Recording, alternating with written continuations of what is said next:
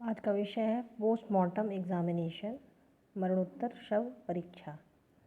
Postmortem को autopsy और necropsy भी कहते हैं।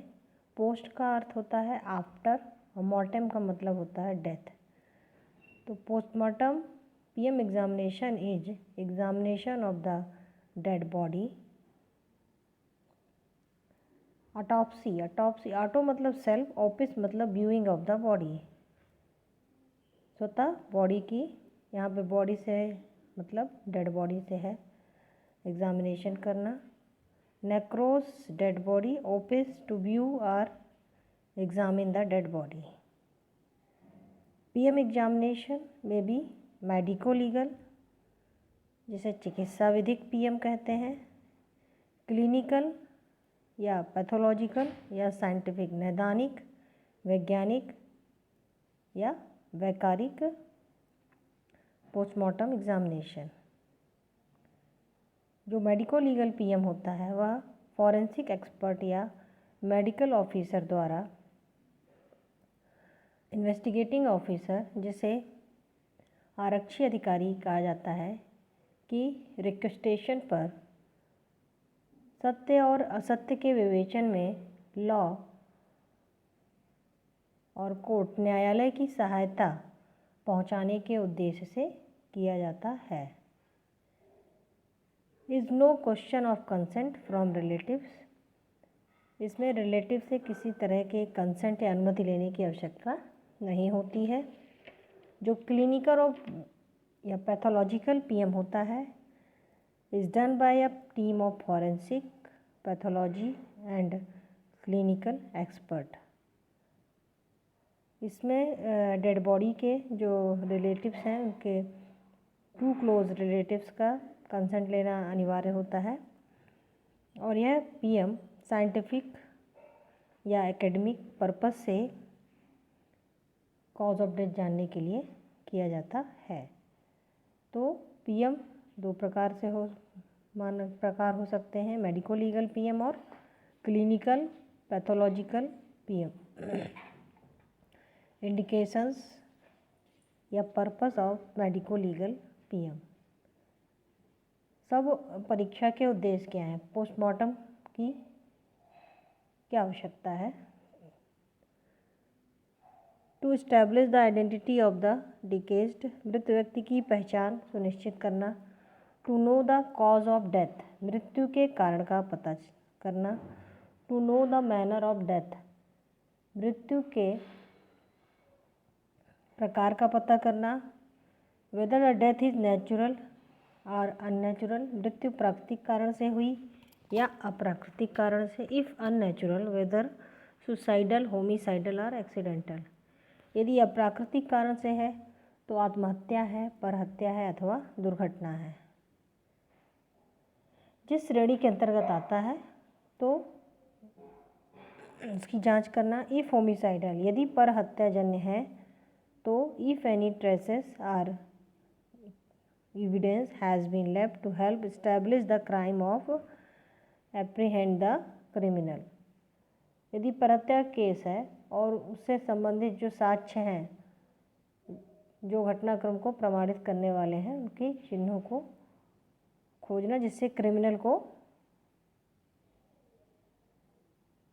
पकड़ने में आसानी हो।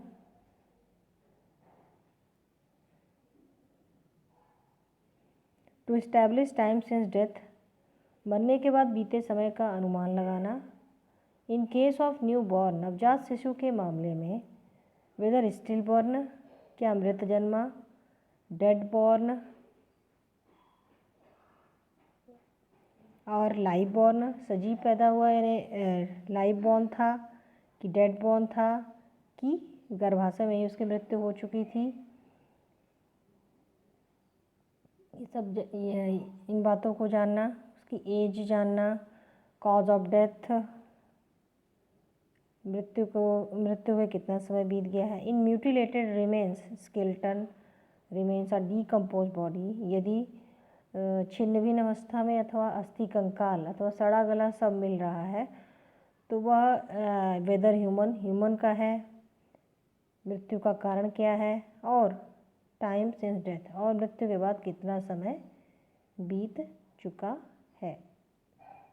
Rules for medico legal PM examination, जो चिकित्सा विधिक शव परीक्षा या पीएम किया जाता है उसके नियम क्या हैं।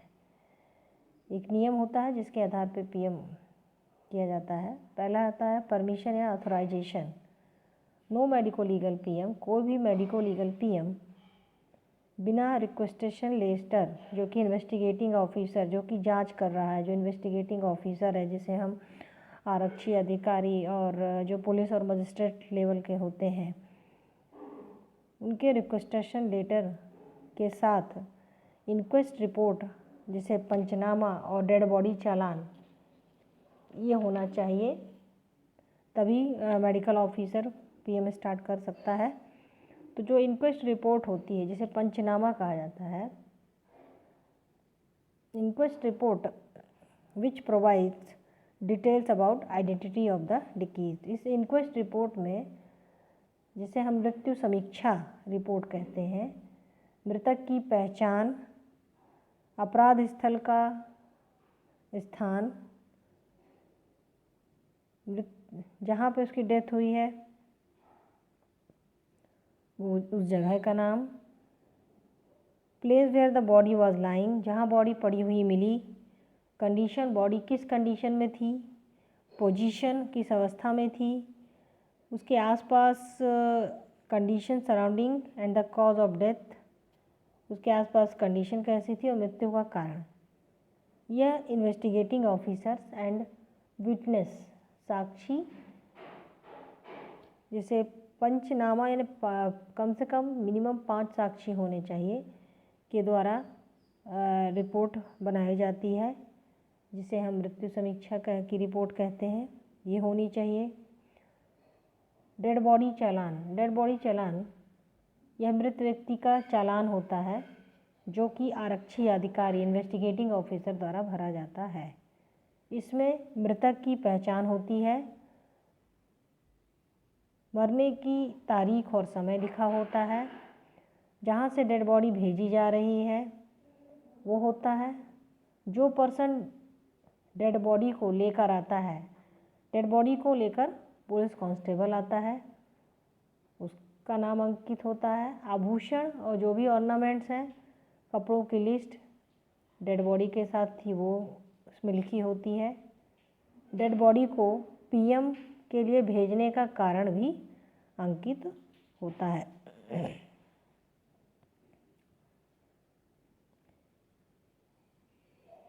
इसके बाद सेंटर्स, जो मेडिको लीगल पीएम हैं वह एक गवर्नमेंट ऑथराइज्ड सेंटर में ही होते हैं। इसके बाद है identification. The dead body is identified to the medical officer by the police constable. चिकित्सा अधिकारी मृतक की पहचान पुलिस कांस्टेबल द्वारा कराई जाती है और मृतक के रिश्तेदारों द्वारा, कि ये डेड बॉडी यहाँ मिली, और उसमें बाकी डेड बॉडी चालान और इंक्वेस्ट रिपोर्ट में सारी चीज़ें लिखी होती हैं। In case the dead body is unidentified, यदि मृतक की पहचान नहीं हो पाई है तो उसके फोटोग्राफ लेना चाहिए, क्लॉथ्स को प्रिजर्व रखना चाहिए, उसके पहचान संबंधित सभी मार्क्स, जैसे कि length of hair, colour, complexion, height, weight और fingerprints of all 10 finger should be taken. सभी 10 उंगलियों के फिंगरप्रिंट्स लेकर के सुरक्षित रखना चाहिए जब मृतक की पहचान नहीं हो पाई है। Visit to the scene of crime, घटना स्थल का भ्रमण करना। Normally the dead body is sent to the mortuary, but at times the PM may be requested at the scene of crime. Normally सामान्यतः जो डेड बॉडी है mortuary में भेज दी जाती है, लेकिन कुछ कंडीशंस ऐसी होती हैं जहाँ पे सीन ऑफ क्राइम को विजिट करने के लिए रिक्वेस्ट की जा सकती है। यदि मौसम ख़राब हो या बॉडी इतनी ज़्यादा डिकम्पोज्ड हो गई हो कि उसे ट्रांसपोर्ट ना किया जा सके, या सस्पेक्टेड केसेस में चिकित्सक को दुर्घटना स्थल का सीन ऑफ क्राइम का भ्रमण करना चाहिए। There are many disadvantage of not visiting the scene of crime. यदि दुर्घटना स्थल का भ्रमण ना करने से डिसएडवांटेज जो होते हैं, डेड बॉडी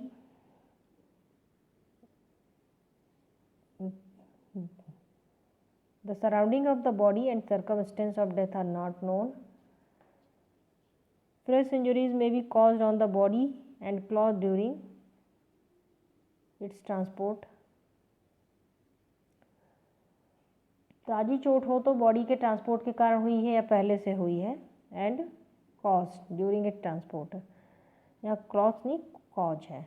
रीगर मोर्टिस में भी ब्रोकन, रीगर मोर्टिस टूट सकता है ट्रांसपोर्ट करने से। स्टेन्स में appear on cloth and body during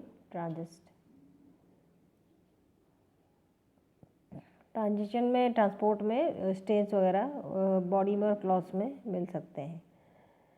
starting PM, postmortem करना। सारे PM examination should be done as early as possible after the papers are brought by the investigating officer. Investigating officer आरक्षी अधिकारी से police या magistrate के द्वारा सारे paper जैसे requisition letter, inquest report, dead body चालान कंप्लीट कर देने के बाद, भिजवा देने के बाद पीएम स्टार्ट किया जाता है। डेड बॉडी आने के 2 घंटे के अंदर पीएम स्टार्ट कर देना चाहिए। पीएम पूरे वीक होता है, संडे को मिला करके, और सभी घंटे होता है। नाइट में रूल महाराष्ट्र में है, लेकिन वहाँ सफिशिएंट लाइट होनी चाहिए। The PM report should be submitted with in 48 hours, और 48 घंटे के अंदर पीएम रिपोर्ट को सबमिट कर देना चाहिए। इसके बाद हिस्ट्री या detailed history should be obtained of the case, that is circumstance, cause of death, manner of death and time of death. Cloths and ornaments and all the cloths, ornaments and articles on the dead body should be mentioned in PM report and handed over to the police constable after receipt. Any tears, stains or smell is note.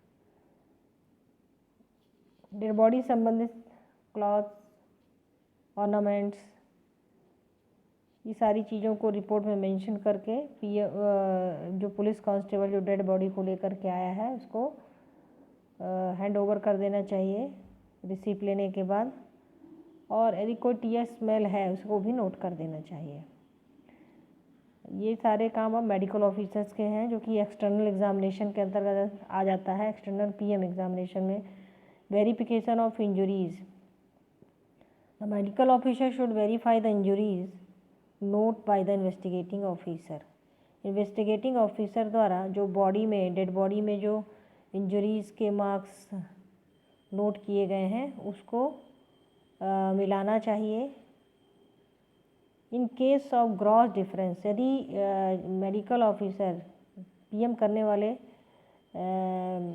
अधिकारी को injuries में difference लग रहा है, यदि investigating officer ने 2 injury mention किया है और मेडिकल ऑफिसर को उसके बॉडी में 10 इंजरीज़ मिल रही हैं और अलग अलग पार्ट्स में, तो ये ग्रॉस डिफरेंस होने पर वह फिर से इंक्वेस्ट रिपोर्ट को रिपीट करवा सकता है।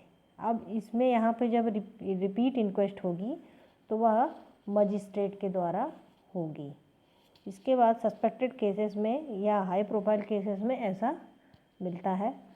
उसके बाद examination, detailed examination should be done of the cloth, external surface of the body end of the 3 body cavity, that is cranial, thoracic and abdominal. PM examination, external examination जो बाहर से हमें चीज़ें दिख रही हैं वो पीएम, और इंटरनल एग्जामिनेशन में बेसिकली 3 बॉडी कैविटीज़ को ओपन किया जाता है, सिरो गुहा, वक्ष गुहा और उदर गुहा। Confidentiality, no unauthorised person should be permitted to be present during PM examination. PM examination के दौरान कोई भी अनऑथराइज्ड पर्सन वहाँ नहीं रह सकता। मेडिकल ऑफिसर का कर्तव्य बनता है कि वह पीएम फाइंडिंग संबंधित किसी भी तरह का डिस्कस किसी से ना करे। पीएम रिपोर्ट 3 कॉपी में तैयार की जाती है। ट्रिप्लिकेट जो पहली कॉपी होती है वह इन्वेस्टिगेटिंग ऑफिसर या कोर्ट के लिए होती है। दूसरी copy civil surgeon of the district hospital जहां वो पीएम किया गया, and third copy as office copy के रूप में होती है। Preservation of viscera, whether indicated whenever indicated the necessary viscera should be preserved for chemical, histopathological, bacteriological examination। जो नेसेसरी विसरा हैं सस्पेक्टेड हैं उनको हिस्टोपैथोलॉजिकल एग्जामिनेशन और पैथोलॉजिकल एग्जामिनेशन और बैक्टीरियोलॉजिकल एग्जामिनेशन के लिए फॉरेंसिक लैब में भेजा जाता है। PM report should be prepared immediately after PM examination. Video shooting as per national human rights commission in case of death in police custody, police custody में या police torture से यदि डेथ हुई है तो पूरे पीएम की रिकॉर्डिंग की जा सकती है। एक्सटर्नल पीएम एग्जामिनेशन, इसके बाद ये रूल्स हो गए पीएम, जिसमें कि एक्सटर्नल पीएम एग्जामिनेशन में जो पहले बातें आई हैं वही होती हैं उसमें, जैसे कि पीएम पूरा प्रीलिमिनरी डाटा इकट्ठा करना डेड बॉडी से रिलेटेड, और examination of clothes and external of body and orifices. तो यदि इसको हम कंक्लूड करें तो एक्सटर्नल पीएम एग्जामिनेशन में डेड बॉडी की identity, time of death from hospital records, inquest, police report and sign of death, condition and injury of the cloth, surface injury on the body, an idea about which internal organs may be injured or involved। ये हमें external examination से पता चलता है और उसको mention किया जाता है। और इंटरनल एग्जामिनेशन में in all cases 3 body cavities को ओपन किया जाता है। सबसे पहले जिस कैविटी में इंजरी हुई है सबसे पहले उस कैविटी को ओपन किया जाता है, और रूटीनली जो है सबसे पहले हेड को एग्ज़ामिन किया जाता है, उसके बाद एब्डोमेन को और देन थॉरेक्स को एग्ज़ामिन किया जाता है। Head, abdomen and then thorax.